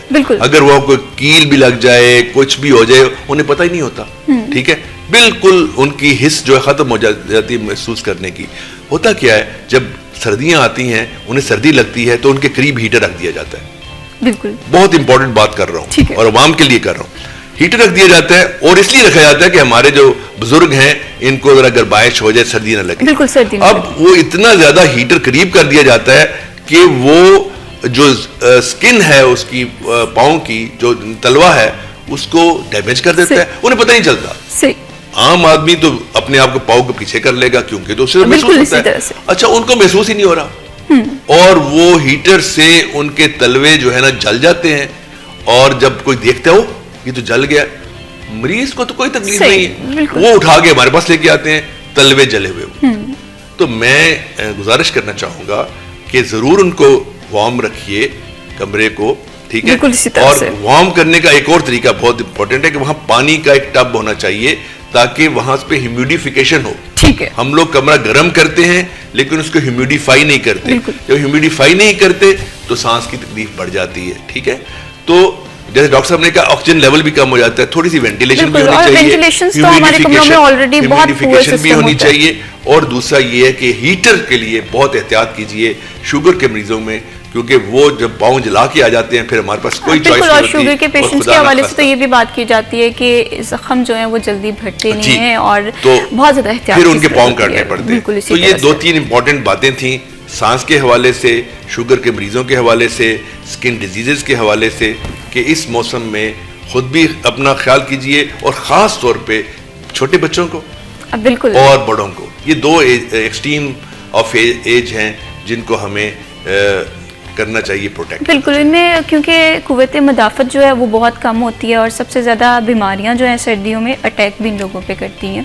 डॉक्टर इफ्तिखार साहब, आपसे मैं ये जानना चाहती हूँ कि सांस की बीमारियां बढ़ जाती हैं, सांस की कौन कौन सी बीमारियां हैं वो इस सीज़न में बढ़ती हुई दिखाई देती हैं, तो उनके लिए एहतियात किस तरह से की जाए?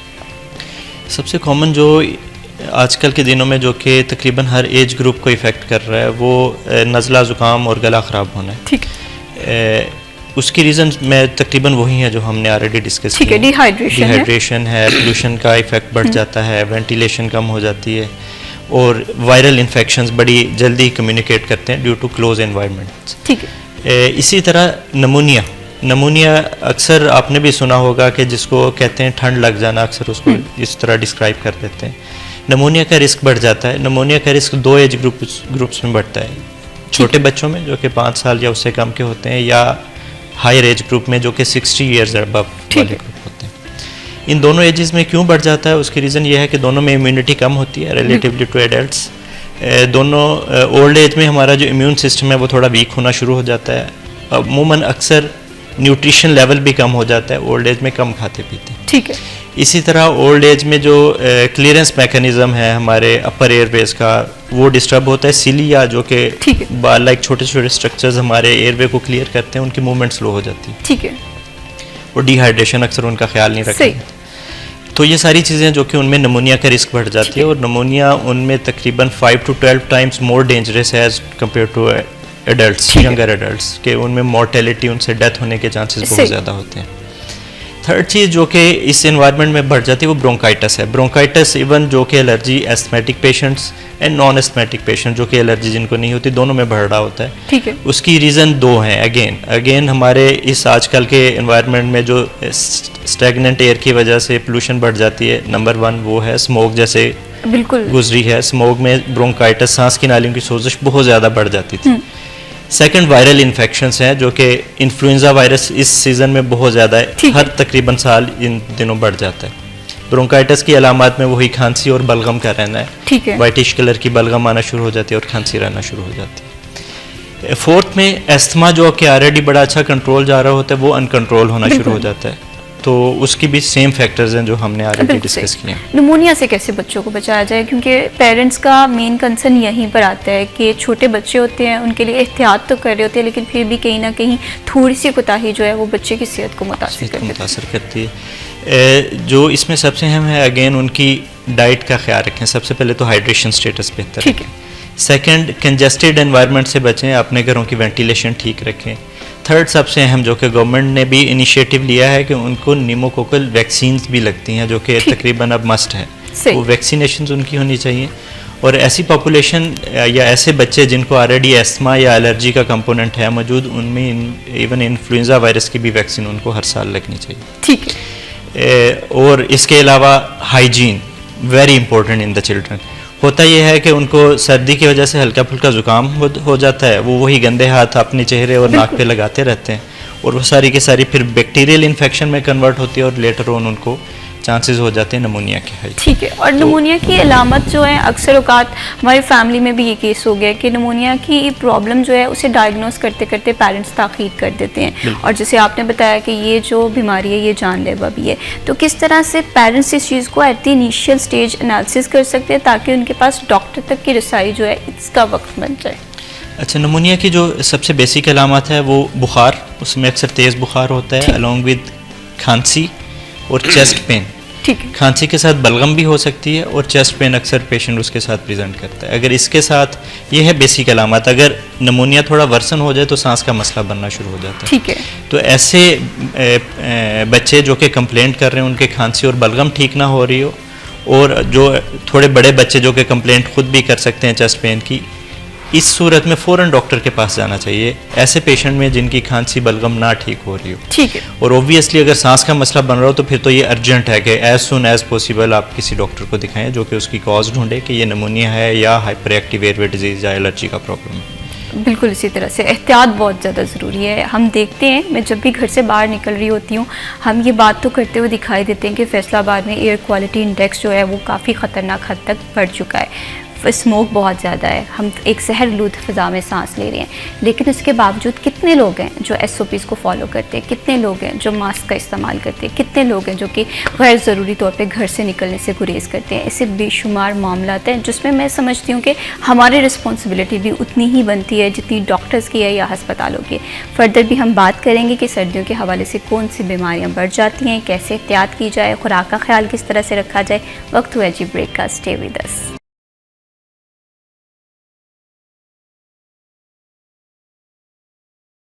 Welcome back after the break. आप देख रहे हैं सिटी एट 10। बढ़ाते हैं जी प्रोग्राम को आगे और बात करते हैं सब्जियों और फलों की कीमतों के हवाले से। हम देखते हैं कि रोज़ाना की बुनियाद पर रद्दोबदल जारी होता है और अमूमन जब हम मार्केट में जाते हैं तो अगर हमें रेट्स नहीं पता होते तो भाव ताव करते हुए बड़ी मुश्किलात का सामना करना पड़ता है। यही वजह है कि हम आज के भाव सेगमेंट तरतीब देते हैं ताकि आपके लिए आसानी हो और आपको कीमतों का अंदाज़ा पहले से हो। तो चलते हैं हमारे आज के भाव सेगमेंट की तरफ।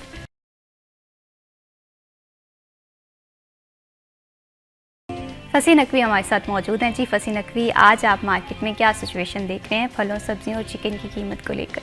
जी बिल्कुल, फैसलाबाद मार्केट कमेटी की जानिब से बरोज़ बुध की रेट लिस्ट जारी कर दी गई है। सबसे पहले देखा जाए तो ब्रायलर मुर्गी का गोश्त 17 रुपये इजाफे के बाद 432 से 449 रुपये हो चुका है, जबकि अंडे फार्मी 356 रुपये अपनी साबका कीमत पर कायम है और आलू कच्चा छिलका 50 रुपये फ़ी किलो है, जबकि प्याज साबका कीमत 80 रुपये फ़ी किलो में दस्तियाब है। टमाटर 10 रुपये इजाफे के बाद 45 से 55 रुपये हो चुके हैं, जबकि अदरक चाइना 10 रुपये इजाफे के बाद 285 से 295 रुपये हो चुके हैं। इसी तरह लहसुन नई साबका कीमत 270 रुपये फ़ी किलो पर कायम है। सब्ज़ी मिर्च 90 रुपये फ़ी किलो पर कायम है। फूल गोभी 35 रुपये फ़ी किलो है, जबकि बंद गोभी साबका कीमत 65 रुपये फ़ी किलो पर कायम है। घिया कद्दू साबका कीमत 50 रुपये फ़ी किलो पर कायम है। बैंगन साबका कीमत 55 रुपये फ़ी किलो पर कायम है। इसी तरह मटर 140 रुपये फ़ी किलो पर कायम है। शिमला मिर्च 145 रुपये फ़ी किलो पर फ़रोख्त हो रही है। इसी तरह फलों की तरफ देखा जाए तो सेब काला किलो 340 रुपये फ़ी किलो पर कायम है, जबकि केला साबका कीमत 130 रुपये फ़ी दर्जन पर कायम है। अनार बताना 800 रुपये फ़ी किलो है, जबकि मार्केट में 750 रुपये फ़ी किलो के हिसाब से दस्तियाब है। संगाड़े साबका कीमत 90 रुपये फ़ी किलो में दस्तियाब है, जबकि मार्केट के अंदर 110 रुपये फ़ी किलो के हिसाब से फ़रोख्त हो रहे हैं। इसी तरह अमरूद 130 रुपये फ़ी किलो है। देखा जाए तो फलों और सब्जियों की कीमतों में रद्दोबदल रिकॉर्ड हुआ है, जबकि ब्रायलर मुर्गी के गोश्त की कीमत में इजाफा रिकॉर्ड किया गया है। जी बहुत शुक्रिया फसी नकवी तफसीलात से आगाह करने के लिए। बढ़ाते जी प्रोग्राम को आगे और ब्रेक पे जाने से पहले हम बात कर रहे थे सेहत के हवाले से। विंटर में सेहत का ख्याल एक्स्ट्रा ऑर्डनरी तौर पे ज़्यादा रखना पड़ता है, क्योंकि एक तो मौसम सर्द होता है और दूसरा कुछ हमारी अपनी कोताहियाँ होती हैं सेहत के हवाले से। तो अगर ये दो एलिमेंट्स हम साथ साथ नहीं लेकर चलेंगे, हम देखेंगे कि हमारी सेहत बुरी तरह मुतासर हो रही है। एहतियात के हवाले से मैं ब्रेक पर जाने से पहले बात करी थी। डॉक्टर ज़फ़र चौधरी साहब, मैं आपसे ये जानना चाहती हूँ, अगर मजमूई तौर पर मैं देखूँ, मैं जब भी घर से बाहर निकलती हूँ मैं देखती हूँ कि बहुत सारे लोग हैं मास्क का इस्तेमाल नहीं कर रहे, घर से गैर ज़रूरी तौर पे निकल रहे हैं, जिसके असरात हम देखते हैं आंखों की एलर्जी की सूरत में भी होती है, गला ख़राब भी होता है, हस्पतालों पे बोझ पड़ जाता है। एहतियात किस तरह से करें? देखिए, आपने बहुत अच्छा सवाल किया। से पहले जब हम ब्रेक पे गए थे, जो बात हो रही थी वो निमोनिया के हवाले से हो रही थी ना, तो मैं उस पर भी ये ऐड करना चाहूँगा कि ये जो सांस की तकलीफ़ है, नज़ला ज़ुकाम की सूरत के अंदर, खांसी के अंदर की सूरत में, तो ये क्यों होती है? पहले हमें इनकी वजूहात देखनी है। सबसे बड़ी वजह ये है कि जो हम ये सांस ले रहे हैं ना, ये जो हवा हमारे अंदर जा रही है ना, ये पोल्यूटेड है। हमने इस पे बात कर ली है। बिल्कुल। इसमें पोल्यूशन ये है कि इसके अंदर वो पार्टिकल्स हैं जिसको आप AQI इंडेक्स के हवाले से बात कर रहे हैं, पोलन्स हैं, इसके अंदर स्मोक है। जितनी ये गाड़ियां हैं ना, ये धुआं प्रोड्यूस कर रही हैं। बिल्कुल ठीक है ना, इसीलिए इलेक्ट्रिकल कार्स और बसेज आ रही हैं ताकि वो एनवायरनमेंट फ्रेंडली हो। डस्ट है, ठीक है, ये सब जो है ना, ये हम अपने अंदर ले रहे हैं। बाहर के मुल्कों में जाएं या ये जो हमारे मुकामात हैं जो जहाँ पे पहाड़ हैं और तफरीही मुकामात पे जाएं, वहाँ पे ये मामलात नहीं है। तो ये लाजिम है कि हम इस हवा को फिल्टर करके अपने अंदर लें। ठीक है, ठीक है, तो हम कोई फिल्टर तो लगा नहीं सकते। सही। मैं हर प्रोग्राम में जब भी इस तरह का प्रोग्राम होता है तो ये बात करता हूँ कि कोरोना ने हमने जो एक तोहफा दिया है ना, बहुत सी जानें ले ली उसने, ठीक है, और बहुत ही मईशत का नुकसान हुआ। बिल्कुल। एक तोहफा जो देके गया ना, वो था ये मास्क। ठीक है। उससे पहले कोई अगर मास्क पहनता था तो उसको लोग देखते थे ये क्या है, इसने अपना चेहरा छुपाया हुआ था, मायूब लगता था ना। अब कोई मास्क पहने हुए मायूब नहीं लगता। ये एक तोहफा देके गया। सही। ठीक है, लेकिन हमने इस तोहफे को अपनाया नहीं है। बिल्कुल। हमें इस मुल्क में और ख़ास तौर पे बड़े शहरों में लाहौर, फैसलाबाद, कराची, पिंडी, मुल्तान ख़ास तौर पे, यहाँ पे हमें घर से निकले तो मास्क पहनना चाहिए। बिल्कुल, मस्ट होना चाहिए। देखिए, ख़वातीन के लिए तो बहुत ही अच्छा है। बिल्कुल। वो नकाब भी है और मास्क भी है। बिल्कुल। हमारा दीन कहता है कि ख़वातीन अपने चेहरे को ढांपें, तो मास्क हो गया। उसके अलावा क्या हुआ, उनकी प्रोटेक्शन भी होगी। बिल्कुल। ये मतलब ये है कि ये जो डस्ट बैक्टीरिया आपके अंदर जाएगा नहीं तो कैसे होगी आपको ये चेस्ट इन्फेक्शन? बिल्कुल नहीं होगा, एहतियात से हाँ, होगी। ये निमोनिया है ना जिसकी आप बात कर रहे थे, ये चेस्ट इन्फेक्शन की अगली स्टेज है। सही। निमोनिया नहीं होता एज सच, स्टार्ट नहीं होता निमोनिया। निमोनिया चेस्ट इन्फेक्शन की स्टेज वो है जहां पे अपने इलाज नहीं कराया तो वो चेस्ट इन्फेक्शन निमोनिया में कन्वर्ट हो गया।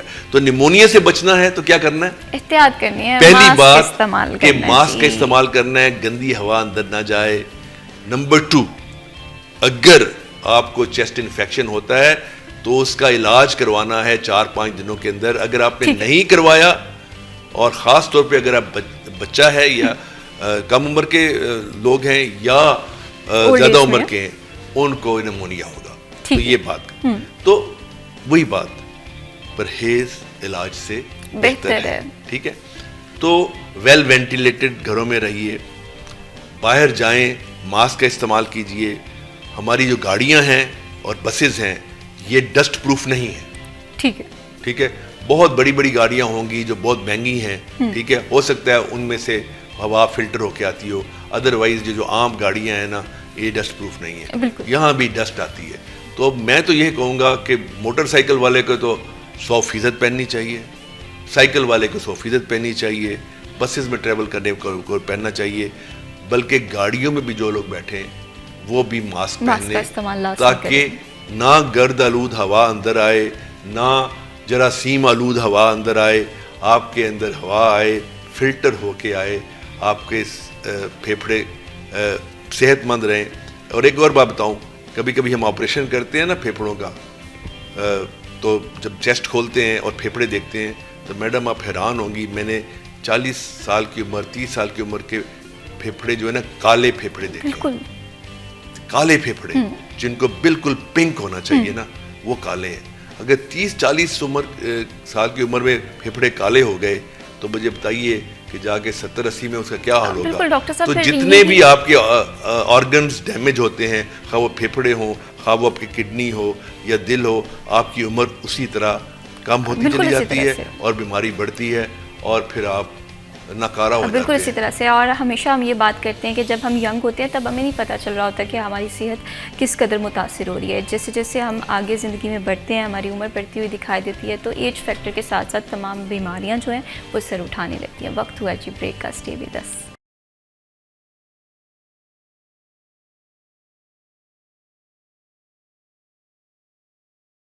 Welcome back after the break. आप देख रहे हैं CTI10। बढ़ाते हैं जी प्रोग्राम को आगे और बात करते हैं आपकी सालगिरह के दिन के हवाले से। आपकी बर्थडे, आपकी सेलिब्रेशन हमारे लिए बड़ी इंपॉर्टेंट होती है। आप चाहते हैं आपकी सालगिरह को CTI10 में शामिल करें, बर्थडे के हवाले से वीडियोस या पिक्चर्स आप हमें व्हाट्सएप करें। आज की सालगिरह देख लेते हैं जी। आज मोहम्मद सजील जो हैं वो अपनी सालगिरह मना रहे हैं। विशिंग या very very happy birthday Sajeel. अल्लाह ताला आपको हमेशा से खुश रखे, आपको अल्लाह ताला लंबी ज़िंदगी अता करे और ज़िंदगी में बेशुमार कामयाबियाँ अता करें। देखते हैं एक clip. Happy birthday, happy birthday, happy birthday to you. Happy birthday to you. Happy birthday. बढ़ाते हैं जी प्रोग्राम को आगे और बात कर रहे थे सेहत के हवाले से। मौसम सर्द होता है तो सेहत का ख्याल रखना मज़ीद, इसमें हमें प्रायोरिटी देखनी चाहिए हमारी सेहत के हवाले से। हम देखते हैं कि सेहत में कोताही हो जाती है और मैं अक्सर ये बात कहती हूँ कि हमारी ज़िंदगी में सबसे आखिर में हम ही आ रहे होते हैं। हमारी सेहत के मसाइल जो है वो दिन ब दिन बढ़ते हुए दिखाई देते हैं, सिर्फ हमारी छोटी छोटी सी नेगलिजेंस को लेकर। डॉक्टर इफ्तिखार साहब, अब ब्रेक पर जाने से पहले हम बात कर रहे थे फेफड़ों की सेहत के हवाले से। यंगस्टर्स हैं, हम देखते हैं स्मोकिंग का ट्रेंड बड़ा बढ़ गया है। उसके साथ साथ जिस फ़िज़ा में हम सांस ले रहे हैं ये गर्द आलूद है, स्मोक के डेरे हैं। किस तरह से फेफड़ों की सेहत का ख्याल रखा जाए? बिल्कुल, आपने बड़ी अहम बात पॉइंट आउट की है। बेसिकली जो लंग्स हैं उनकी एसोसिएशन हमारे एनवायरनमेंट से डायरेक्टली है। हम एनवायरनमेंट से एयर को इनहेल करते हैं और उसका सारा इम्पैक्ट हमारी बॉडी पे आता है और लंग्स की हेल्थ पे आता है। तो वो क्लीन होगी तो ऑब्वियसली फेफड़े बेहतर रहेंगे। अब उसको अगर हम डिफरेंट कंपोनेंट्स में डिवाइड करें तो एक तो वो पोल्यूशन है जो कि एयर में मौजूद है, स्मोक की शक्ल में है, जो कि आजकल के दिनों में बढ़ जाती है और हम इसको काफ़ी डिस्कस भी करते रहते हैं। स्मोक जो कि स्मोक और फॉग का मिलाप से होती है, उस स्टैग्नेंट एयर की वजह से जो पोल्यूटेंट्स है हवा में उनकी डेंसिटी बढ़ जाती है, और जब हम इनहेल करते हैं तो वो सारी की सारी, जिसमें डिफरेंट कार्सिनोजेंस भी इवन इन्वॉल्व होते हैं, वो हम इनहेल करते हैं और वो हमारे लंग्स को मुतासर करते हैं। इससे बचने के लिए मास्क यूज़ करें, आउटडोर कम अज़ कम निकलें, और इसके साथ साथ लॉ इम्प्लीमेंटेशन होनी चाहिए कि ऐसी फैक्ट्रियाँ जो कि धुआं छोड़ती हैं, ऐसी फसलें जो कि काट के जला दी जाती हैं, उनको बचाया जाए। भट्टों को जिगजैग पैटर्न पे जो कि शिफ्ट किया जा रहा है, बड़ा अच्छा गवर्नमेंट का इनिशिएटिव है, उसको एक्सटेंड किया जाए, एज सुन एज पॉसिबल उसको किया जाए। इलेक्ट्रिकल व्हीकल्स आएंगे, ठीक है। ये वो चीज़ें हैं जो कि गवर्नमेंट और जो आवाम उन्होंने मिल के करनी है, और आवाम ने जो अपनी प्रोटेक्शन वो मास्क एंड सोशल डिस्टेंस से करनी है। सेकंड चीज़, ये तो एनवायरनमेंट में ना हमारे जो यंग पॉपुलेशन है वो स्मोक कर रही होती है, बिल्कुल स्मोकिंग वो की मतलब ट्रेंड बड़ा बढ़ गया है। वो उसको ऐड ऑन कर रही होती है खुद सिगरेट पी पी के, वो सारी के सारे कार्सिनोजेंस जो उसमें स्मोक है वो खुद इनहेल कर रही होती है। तो एनवायरनमेंट के इफ़ेक्ट तो उसके बाद आएगा, वो खुद सोजश पैदा करती है। इनिशियली यंग एज में जब वो स्टार्ट करते हैं तो फेफड़ों को इतना इफेक्ट अलामात की सूरत में नहीं कर रही होती, लेकिन वो जो सब सिगरेट 5 से 10 साल तक पी ली जाए तो उसमें अलामात आनी शुरू हो जाती हैं, उनको सारा साल खांसी बलगम रहना शुरू हो जाती है, और आहिस्ता आहिस्ता सिगरेट के दायमी दमे में शिफ्ट हो जाती है। ठीक है। दायमी दमा में फिर सांस फूलता है, इवन दवाइयाँ लेने से वो मुकम्मल ठीक नहीं होता और लाइफ लॉन्ग दवाइयाँ लेनी पड़ती है। ये स्मोकिंग का बड़ा एक बिल्कुल हैज़र्ड है रिगार्डिंग लंग्स, वो बाकी उस पर भी, दिल पे, स्ट्रोक पे, सारी चीज़ों को इफ़ेक्ट करती है, लेकिन फेफड़ों के हिसाब से ये बड़ा अहम।